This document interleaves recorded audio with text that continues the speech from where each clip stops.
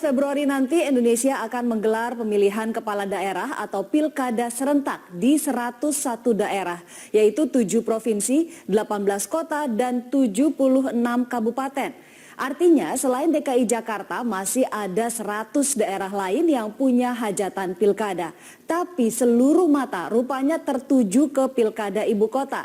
Inilah pilkada rasa pilpres. Dan fakta data merangkum perjalanan para kandidat DKI Jakarta dalam angka. Maret 2016 dalam survei LSI, Lingkaran Survei Indonesia, elektabilitas Basuki Cahayapurnama sebagai kandidat calon gubernur DKI Jakarta mencapai 59,3%, jauh lebih besar dibanding 10 calon lain bila digabung jadi satu. Total dukungan untuk 10 kompetitor lain diantaranya Yusril Iza Mahendra, Tri Risma Harini, dan Sandiaga Uno bila dijumlah hanya 26,3%. 4 bulan berselang, Juli 2016 masih hasil sigi LSI, elektabilitas Basuki dan pasangannya Jarod Saiful Hidayat masih unggul, walau turun menjadi 49,1%. Temuan Poltreking Indonesia yang mewawancarai 400 responden selama 6-9 September 2016 juga menunjukkan secara individu elektabilitas Ahok sebagai calon gubernur masih tetap unggul.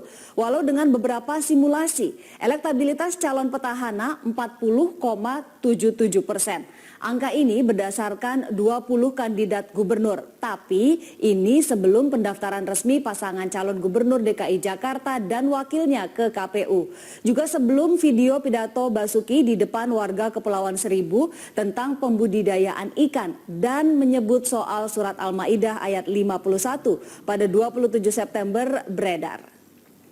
Setelah pendaftaran resmi para kandidat ke KPU sepanjang 25 September hingga 30 Oktober, dari 7 survei lembaga yang dirilis ke publik, pasangan nomor urut 2 Ahok Jarot masih unggul.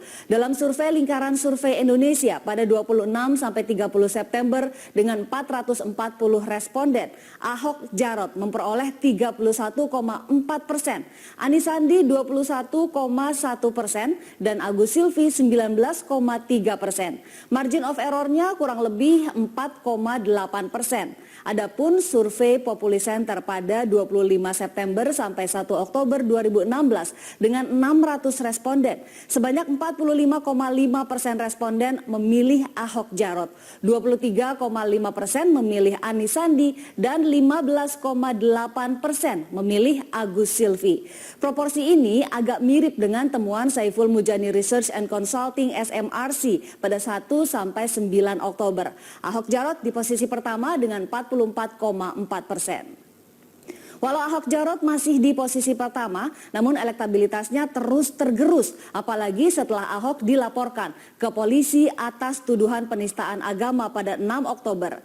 Survei Lingkaran Survei Indonesia atau LSI Deni JA pada 31 Oktober sampai 5 November 2016, dukungan untuk Ahok turun menjadi 24,6%. Elektabilitas Ahok bisa merosot drastis menjadi 10,6% jika Ahok menjadi tersangka. Sementara 2 pasang calon lain mendapat limpahan dukungan dari mereka yang meninggalkan pasangan petahana. Sebelum Ahok tersangka, Agus Silvi mendapat 20,9%. Namun setelah pertanyaan bila Ahok tersangka, dukungan AHY Silvi meningkat menjadi 30,9%. Pertanyaan terbuka dan 32,3% pertanyaan tertutup. Sedangkan pasangan Anies Sandi sebelum Ahok tersangka 20%. Setelah Ahok tersangka meningkat menjadi 31,9% pertanyaan terbuka dan 31,1% untuk pertanyaan tertutup. Meski elektabilitas turun, posisi Ahok Jarot masih berada di posisi pertama. Pengambilan data beririsan dengan aksi demo 4 November. Setelah demo besar-besaran menuntut Ahok diadili 4 November lalu, elektabilitas Ahok makin tergerus. Sigi Poltreking 7-17 November dengan 1.200 responden, elektabilitas Agus Silvi tertinggi 27,92%. Sedangkan Ahok Jarot 22% dan Anies Sandi 20,42%. Uniknya, sama seperti survei sebelumnya, tingkat kepuasan publik terhadap Ahok masih tinggi, yaitu 63,8%. Dan juga kinerja Jarot dinilai baik dengan diganjar kepuasan 48,78%. Namun, tingkat kepuasan yang tinggi tidak diikuti dengan tingkat elektabilitas yang tinggi pula. Hal ini juga ditemukan dalam survei Carta Politika. 63,3% pemilih puas atas kinerja pemerintah Provinsi DKI Jakarta. Namun, survei 17 sampai 24 November dengan 733 responden mendapati Agus Silvi ada di urutan teratas dengan 29,5%. Bagaimana tren elektabilitas calon di akhir 2016? Lingkaran Survei Indonesia dan Lembaga Survei Indonesia merilis hasil SIGI mengenai pemilihan Gubernur DKI Jakarta 2017 dalam waktu berdekatan di Desember 2016. Namun hasil keduanya berbeda. Survei Lingkaran Survei Indonesia pimpinan Denny J.A. memperlihatkan pasangan Agus Yudhoyono Silviana Murni memperoleh dukungan tertinggi 33,6%. Petahana Basuki Cahayapurnama Jarot Saiful Hidayat di urutan kedua dengan 27,1%. Dan Anies Baswedan Sandiaga Uno 23,6%. Sementara dalam survei Lembaga Survei Indonesia, tingkat keterpilihan Ahok Jarot cenderung meningkat dibanding pesaingnya. Pasangan petahana meraih 31,8%. Sementara survei Litbang Kompas pada Desember 2016 menunjukkan elektabilitas Agus Silvi tercatat paling tinggi, 37,1%. Posisi ini dibayangi ketat pasangan petahana Ahok Jarot yang mendapat 33%. Di posisi ketiga pasangan Anies Baswedan Sandiaga Uno dengan potensi keterpilihan 19,5%. Dan tercatat responden yang belum menentukan pilihan 10,4%. Dari hasil SIGI Kompas ini, tingkat elektabilitas ketiga pasang calon belum pada posisi dominan menguasai separuh potensi suara pemilih.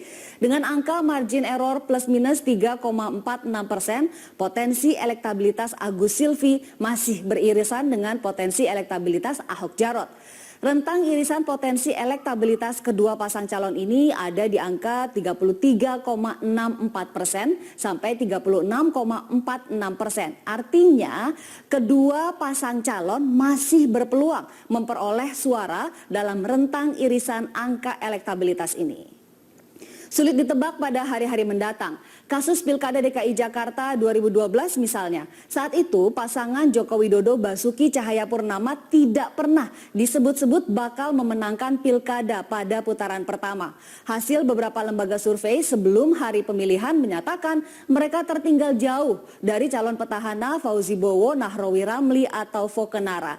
Namun hasil akhir pemilihan putaran pertama membenamkan hasil survei. Jokowi Ahok meraih 42,6% suara. Adapun Fokenara meraih 34%.